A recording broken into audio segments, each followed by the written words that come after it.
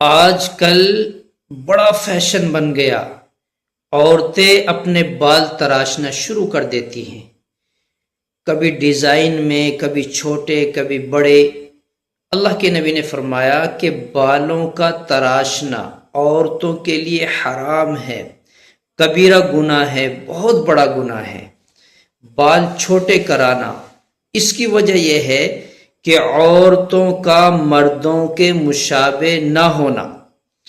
اگر بال تراشتی ہیں، مردوں کی طرح بالوں کی کٹنگ کراتی ہیں تو مردوں کے مشابہ ہوں گی، اور یہ بات ان کے لیے گناہ کا ایک سبب ہے۔